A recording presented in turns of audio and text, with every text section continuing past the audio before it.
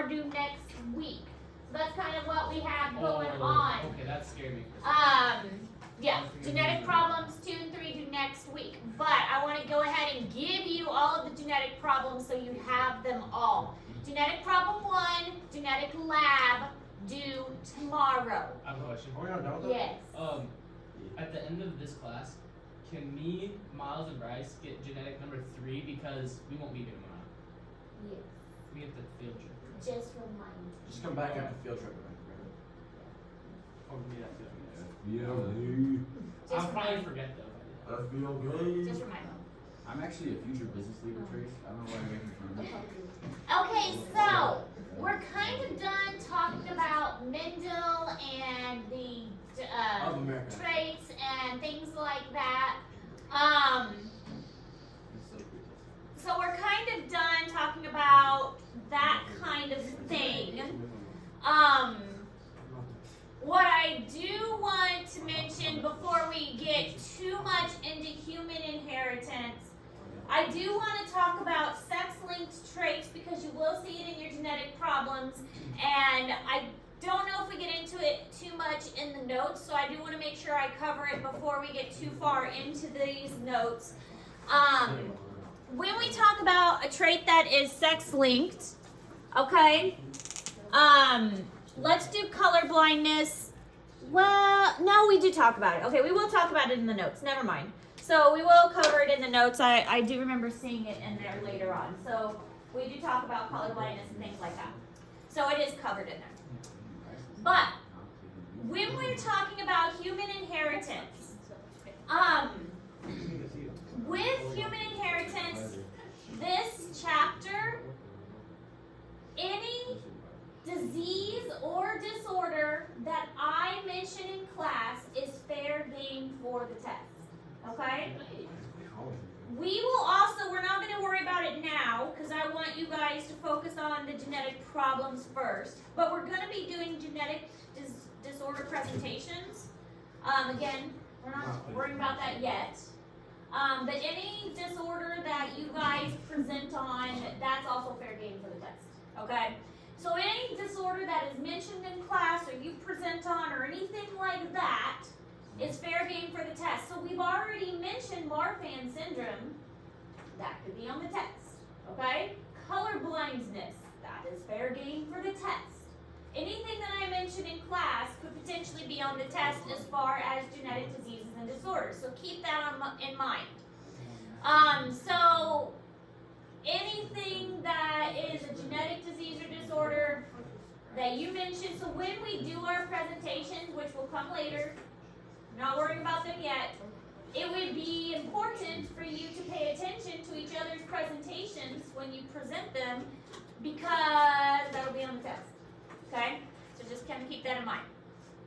Alright, so pea plants and fruit flies are perfect for studying genetic variation. Mendel just kind of is on the right track with that because pea plants are great for plants. Fruit flies are actually a great model for animals, it turns out, because they have few chromosomes, they reproduce very quickly, they are really good at surviving in the lab, and people don't really care if you manipulate a bunch of flies and if you manipulate a bunch of plants, so they don't really care. So they are actually kind of the leading ones for genetic experimentation. You can experiment as much as you want with pea plants. People don't really care. People don't really care if you manipulate a bunch of fruit flies. Most people just smash the fruit flies as soon as they see them anyways in their kitchen. So they are perfect for doing these genetic problems.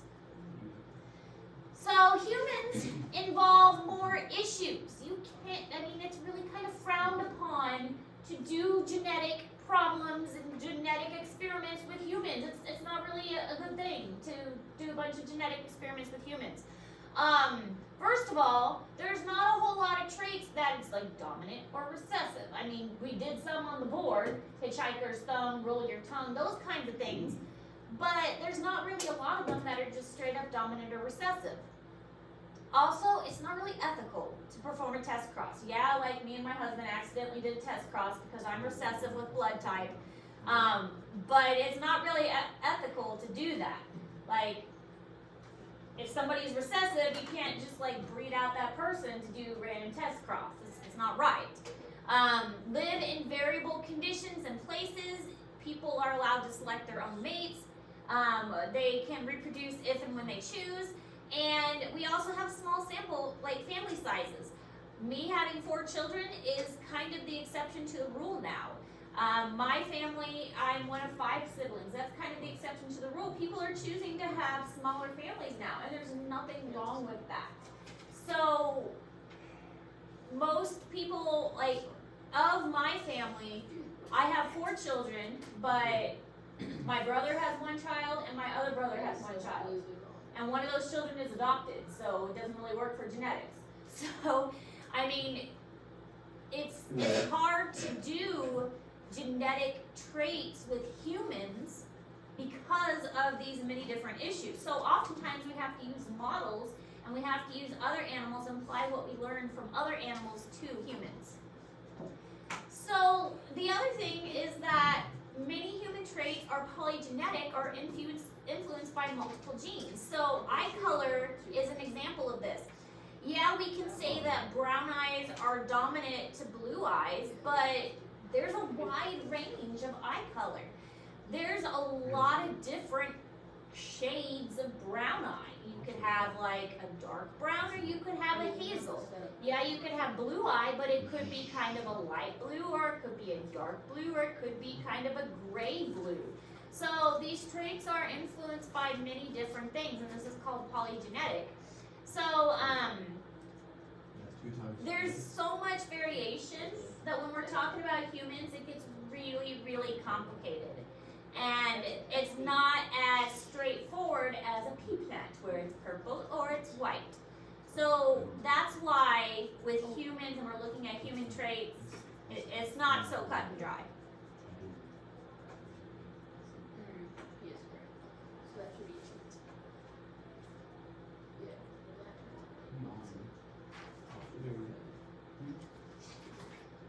I mean, so that one out. Liz totally just jumped. Did you see that? I heard it. He's jumped multiple times and then climbed back. It sounds fun. Liz jumped. Did you say it sounds If you're gonna just do it now. Liz, you are not a jumping lizard. You already took it out. What's up with that? Yes.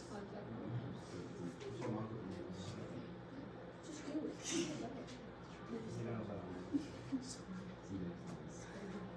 You just watch this trace this super.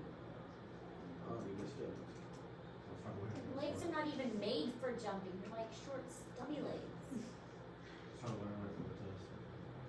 We're just having fun. We have two statements. Liz the lizard is scared. I'm not gonna lie, he graded my homework and got a 3 out of 5 on it. Wait, you graded this homework? No, yeah. He's gonna, and he grades you on how many you read. And the work. He gave me a 3 out of 5 instead of a 0 out of 5. He said he should. Okay, so we've talked before about karyotyping. We've already looked at pictures like this.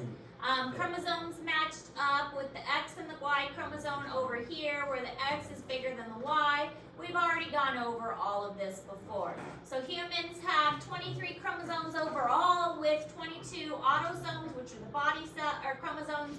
And then the last one is the sex chromosome, which is the X and the Y in this case. If it's an X and a Y, that makes this individual a male.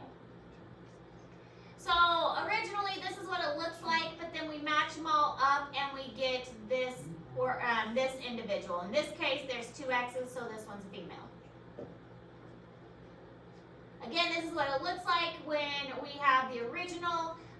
They are all mixed up, but we can put them in a nicer, neater pattern called karyotyping again. 1 case from the mom, 1 chromosome from the dad. We don't know which is which. We don't know unless we have the mom or the dad to compare it to. If we have the mom or the dad, then we can figure it out. This one again is a female because we have 2 X chromosomes. Now, this chart is in Google Classroom, and this one is a good chart to go back to study because it tells you these are autosomal dominant inheritance, and this is what you're going to see on the test. I'll tell you right now that the genetic disorders will be a matching part on the test. It'll say that achondroplasia will be on one side of the matching, and the other side will say it is an autosomal dominant trait that has a form of dwarfism. That'll be what's on the other side. So you have to match up achondroplasia as an autosomal dominant. That's it. It's if it's dwarfism. So that's what this would look like on the test. Albinoism is an autosomal recessive, which is the absence of pigments. But most people know what albinoism is anyway. So this chart is in Google Classroom. This is a good one to go back and look at. And it tells you these are all autosomal dominant. Autosomal meaning it is found on the chromosomes of the body, and it is a dominant trait. These are autosomal recessive, meaning it is found on the body chromosomes, and they are recessive traits. So these are going to be not as common because you have to have 2 alleles, one from each parent. So these are going to be more rare because you're going to have to get one from each parent in order for these traits to show up. These are going to be more common because you can only have one of these. You only need to have one parent that has these in order to get these. If you have one parent that has these, you're more likely to get them. This, you're going to have 2 parents that get these. So we can figure out what's going on by having a pedigree chart. And you will have a pedigree chart on the test. Pedigree charts are actually kind of fun. And you can, it's a way to look at what is going on and figure out what traits are being passed on from one generation to the other. So we're going to talk about how to read a pedigree chart and interpret them to figure out what traits are being passed down. But basically, a pedigree chart helps us to look at the past and figure out traits from the past and maybe even predict what offspring can possibly inherit a trait. We can look at a pedigree chart and determine, hey, this trait is an autosomal dominant, this trait is an autosomal recessive, just by looking at the pedigree chart. So we'll look at the next slide and it'll help us determine, I'll tell you how to read the pedigree chart. It's not really that difficult.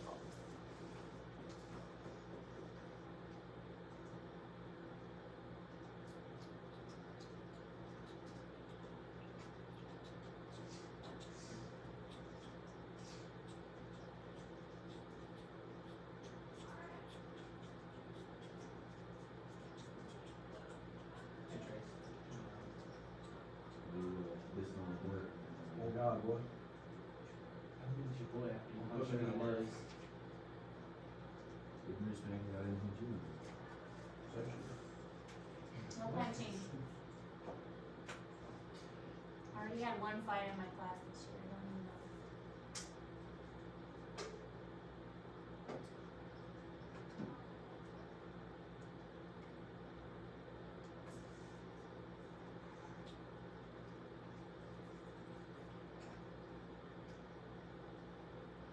Wait, who was the fight? Oh, I don't remember. It was like, Hold on. no, it It was Max T. But who was the other person? It was Max T and Brain Act. Oh yeah, because Max T said he lost. Brain Act and punch him right in the mouth. Really? Yeah. What would have started a fight in science class? I guess Max was like pushing Brain for it. They were all getting mad about They were getting riled up. Okay, so here's how you read a pedigree chart. In a pedigree chart, the squares represent male and the circles represent female. If they're a diamond shape, then that means that it's the male versus female isn't specified. If there's a line between them, that means that they are married or mated, so they had offspring. And then each section represents a generation. So this is a generation, that means they had children, and this is another generation. So each line that comes down is an offspring. So this had 1, 2, 3, 4, 5 offspring, and each of these offspring had children, okay? And they had offspring. So here's our original generation, and each one of these is a generation down. Every time a circle or a square is filled in, that means that this one had the trait. So in this case, we're looking at polydactyl, which means they had extra fingers or toes. And so they had the trait expressed. So this was a female that had extra fingers or toes. These did not have extra fingers or toes. So this is their parents. Their parents did not have the trait. So if this child had the trait and the parents didn't, is that telling us it's a dominant or recessive trait? Recessive. Recessive, because if it was dominant, then one of the parents would have had it too. But since neither parent had it, but the offspring did, that's telling us it's a recessive trait because the parents were hiding that trait. So here we have an offspring, a female in this case, that had the trait, and then they went to have a boy, boy, girl, girl, girl. And in this case, the boys did not have it, but all the girls did.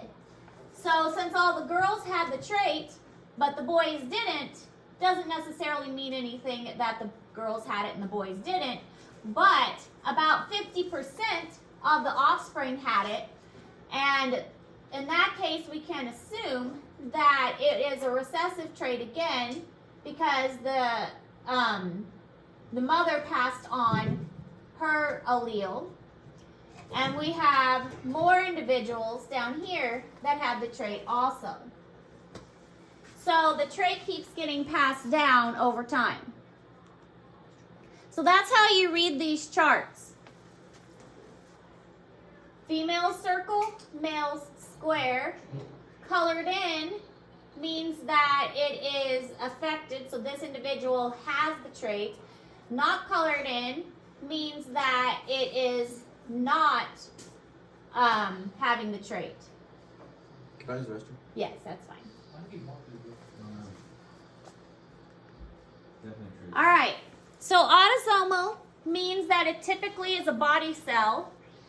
You can have autosomal dominant or autosomal recessive. Autosomal dominant trait means that it's a body cell dominant trait, and these appear in the homozygous and heterozygous people. So as long as they have dominant allele, this trait is going to be in that individual. Autosomal recessive appears in the homozygous recessive people, so they must have two parents that have the recessive allele in order for it to be shown. Oftentimes they're going to have a parent that is a carrier, and the parent that is the carrier can pass on the trait. Sometimes these traits appear randomly. It could just be because of a mutation. And if the mutation occurs, then suddenly you just have this random mutated trait that just randomly appears, and that does happen.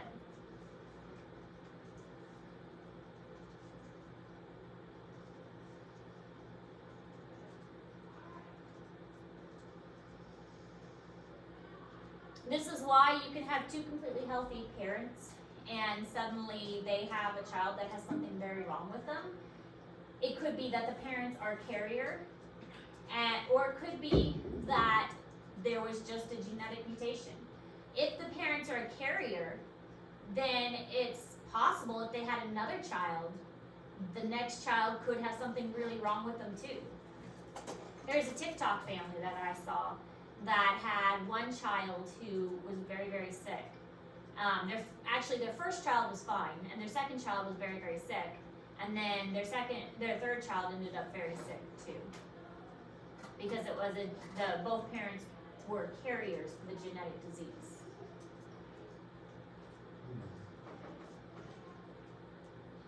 They were autosomal recessive. That's not as good as that does. The video I took of my shoe.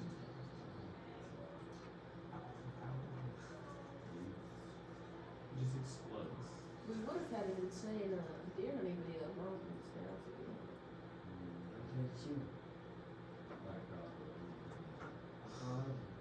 15 yards. Why would you use your real bow? He scared him off. Why don't you just draw back and let her fly? When you shot it, did you? I had a wide open shot. I was looking at that sucker right in the eyes, nothing in my way. Yeah, What did you DG.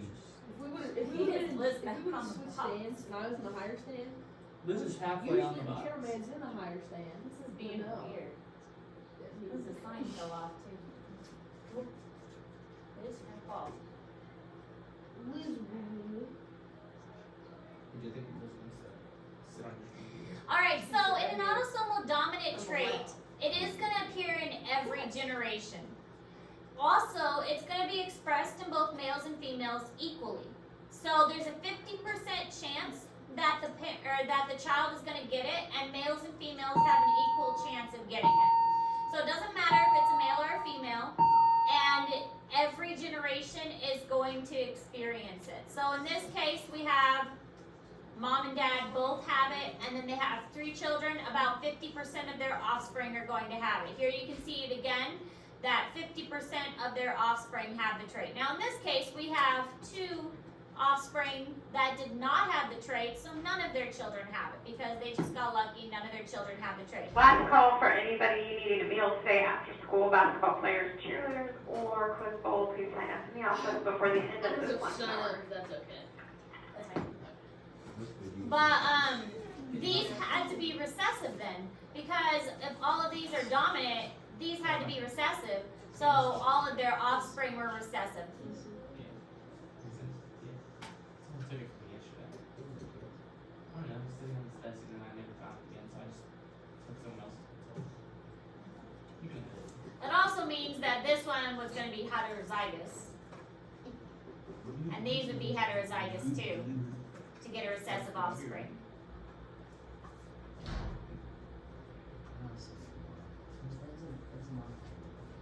We're doing diagram. So you are able to figure out the genetic combinations by using a pedigree chart. That is something else you would be expected to do for the test. By looking at this chart, you're able to figure out, well, this is AA, this is AA. Because if it's saying that this is dominant, then you know that these all have to have at least a big allele in order to carry the trait. But in order for this to be recessive, you know that the parents had to have this allele. You don't know what this is. You don't know what that is. But you know this one has to be recessive. So you can actually figure out what most of this chart is.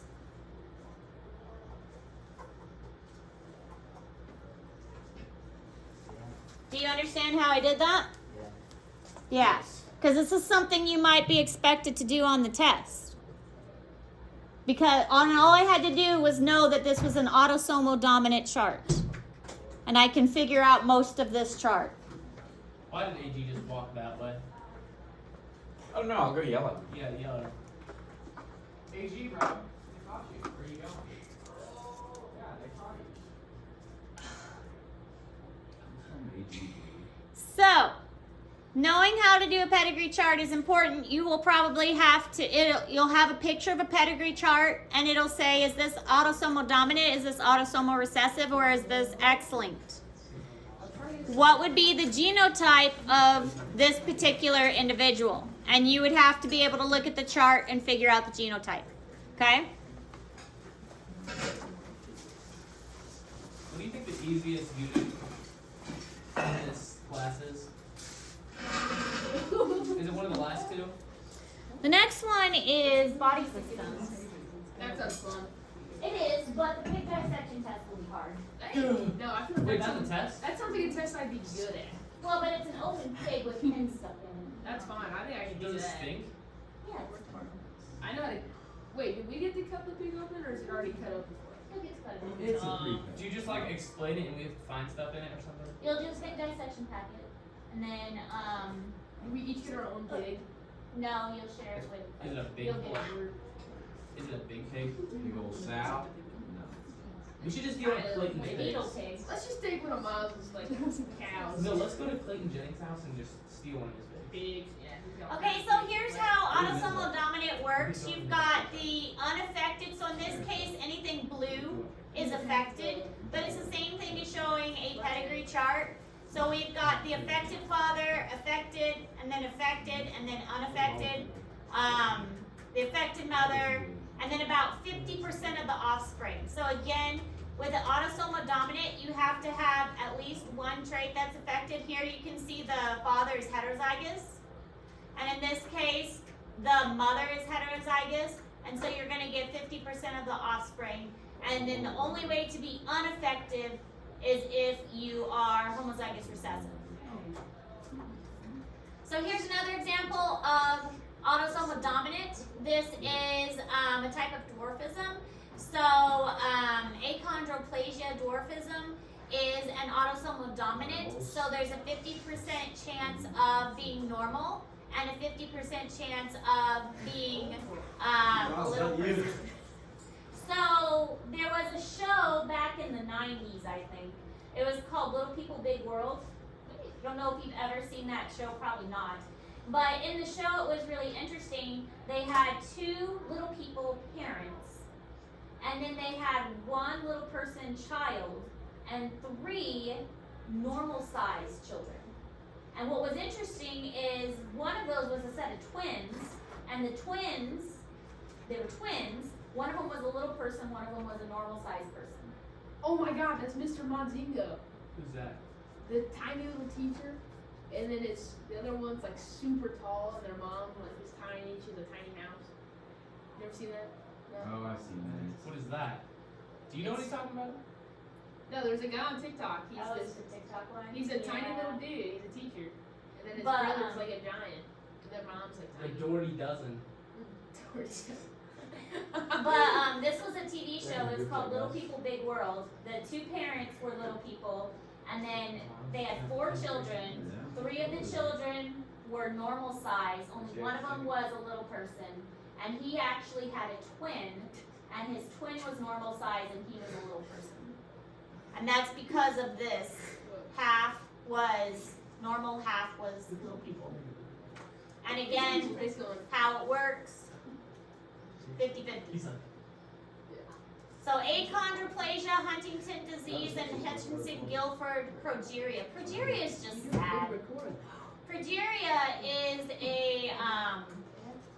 it's an aging disease where basically a child ages super fast, and they basically die from old age, even though they're like 10 years old. And yeah, they have a heart attack at the age of like 12. It's really sad. They don't live long enough usually to reproduce, but they age really fast. Now sometimes pedigree charts can be quite complicated. Here's a pedigree chart for Huntington's disease. So this long chart that goes way over here and way over here. This is all a pedigree chart for Huntington disease. that looks like a big one. It's a very complicated one. But the ones we're looking at obviously are very simple and not very complicated, but they can be quite complicated. So, yeah, we're looking at the simple version. Miles, that's what we have to do on the test. Not that complicated. All right, so autosomal recessive. We've been talking about autosomal dominant, so autosomal recessive.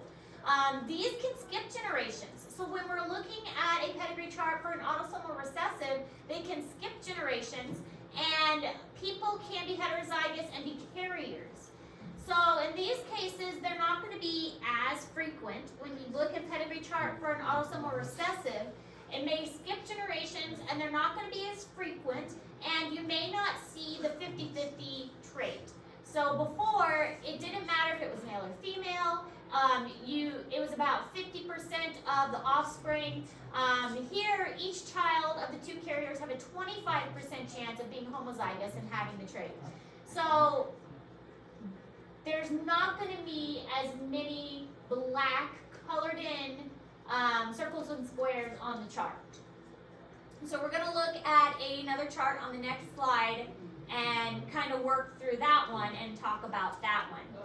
But the only way you can get an autosomal recessive is if you have 2 recessive alleles. It'll skip generations because sometimes people can be the carrier for the trait and it hides by the dominant allele.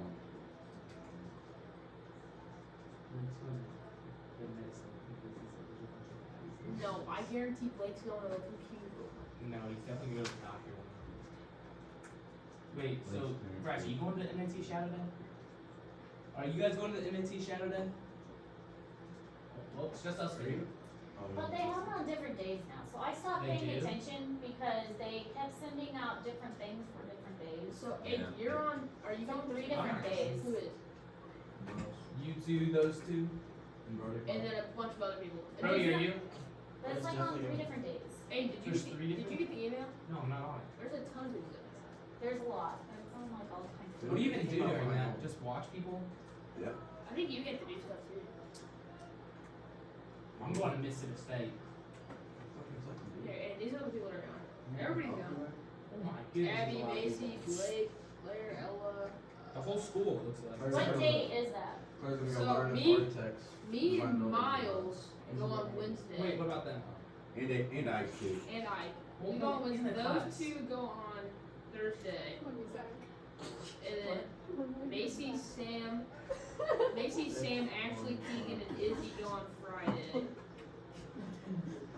How many people are going each day around? Like a lot? So 4 on our day, 5 on Friday, and then there's like 15 on Thursday.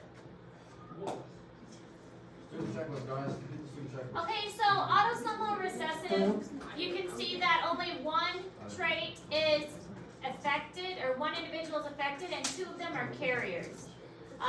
You have to have both of the recessive alleles in order to be an affected individual. So again, you have to have a homozygous recessive in order to be affected by it, but you can be a carrier for it. So some examples of this is albinism.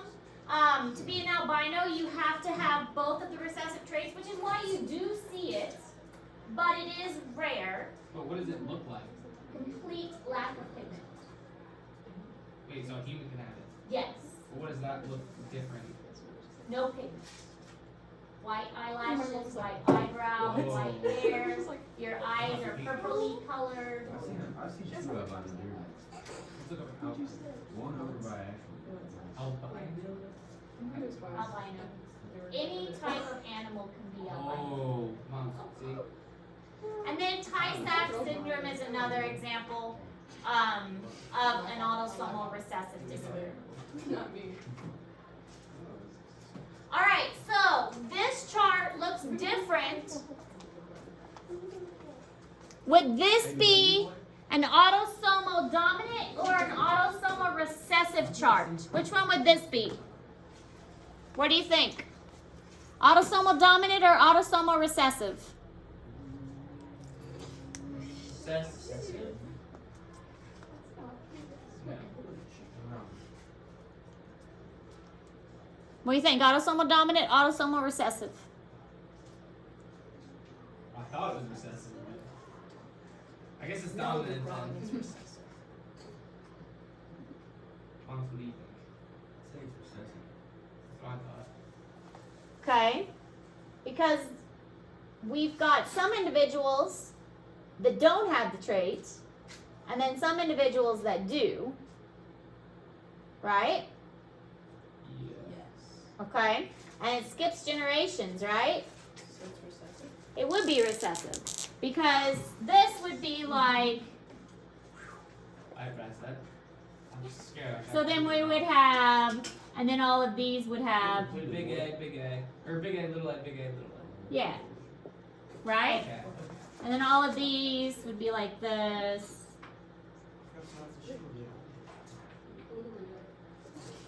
And this one would have to have that combination. Make sense?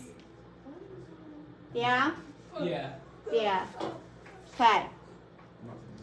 So yes, this would be an autosomal recessive I don't think we can because generations are skipped.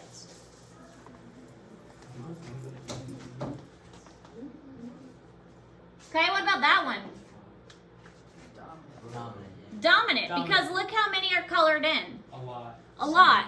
And they're in every generation, right?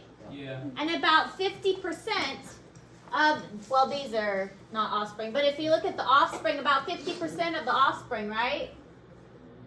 Yeah, about 50% of each offspring is going to be affected. So this would be autosomal dominant. Okay. All right, so we didn't really get into the sex link too much today. Believe we're gonna get into that The thing is that Yes, we're gonna get into the X-Link tomorrow. That's not. Because the X-Link is a little more complicated. But I am gonna give you the genetics questions number 3. We're not gonna do the genetic presentations yet. I wanna have you spend more time with the genetic problems first, because we haven't had enough time to focus on the genetic problems first. So don't worry about the genetic presentations yet.